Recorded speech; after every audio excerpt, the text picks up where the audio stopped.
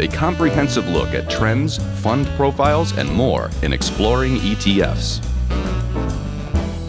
Hi everyone, welcome to Exploring ETFs. I'm Neena Mishra, and today we are talking about cybersecurity stocks and ETFs. And these ETFs got a major boost in the past few days because the US was recently under what is being described as the most significant cyber incident ever.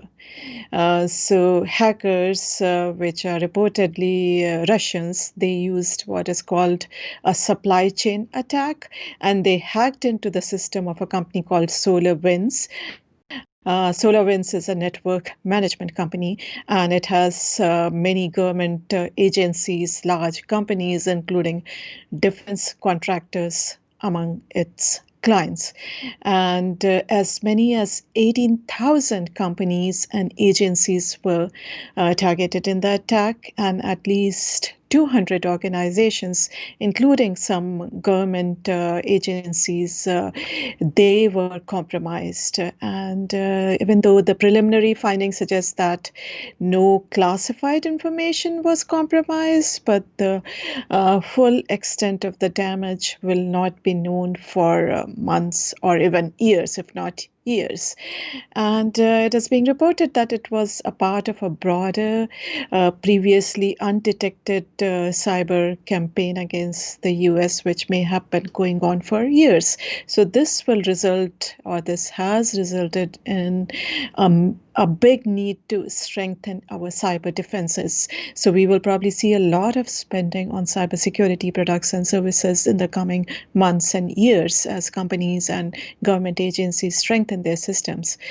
But the need for cybersecurity has been increasing over the past few years as our world is becoming increasingly interconnected and digitized. And that digitization trend has accelerated since the pandemic started. So increasing need for cybersecurity products and services in the past few months. And that is why these ETFs and stocks have done pretty well this year.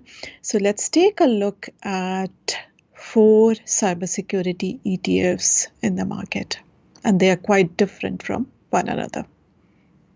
So the first one we are talking about is by ETFMG. It is called ETFMG Prime Cybersecurity ETF, ticker symbol IHACK.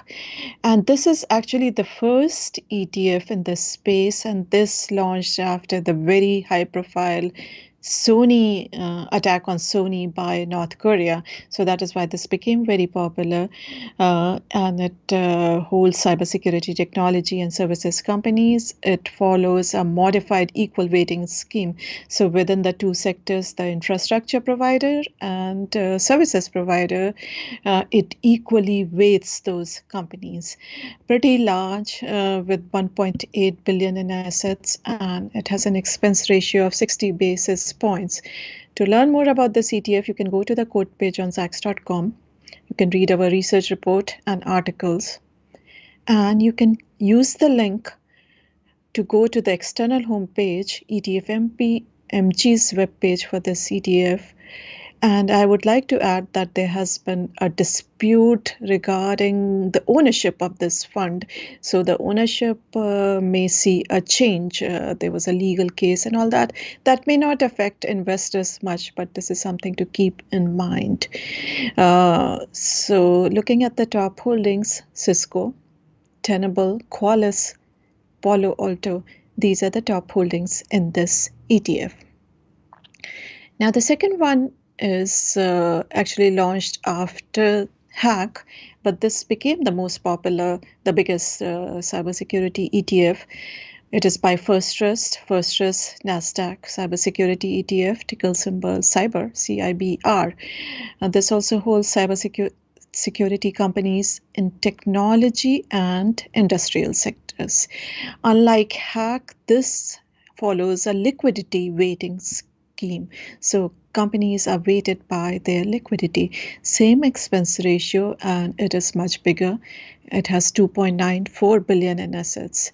And to learn more about this ETF, you can again go to the code page, read our articles, etc., and use the link to go to First Trust web page for the ETF, and you will see that it follows a liquidity weighting methodology, looking at the top holdings, some of the major cybersecurity companies, CrowdStrike, Zscaler, and FireEye. These are among the top holdings in this ETF.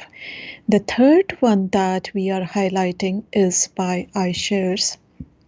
It is much newer and smaller with 214 million in assets, but it is the cheapest in the space. It is smaller because it is newer, charges 47 basis points, and this holds cybersecurity hardware, software, services companies, and this follows a market cap weighting methodology.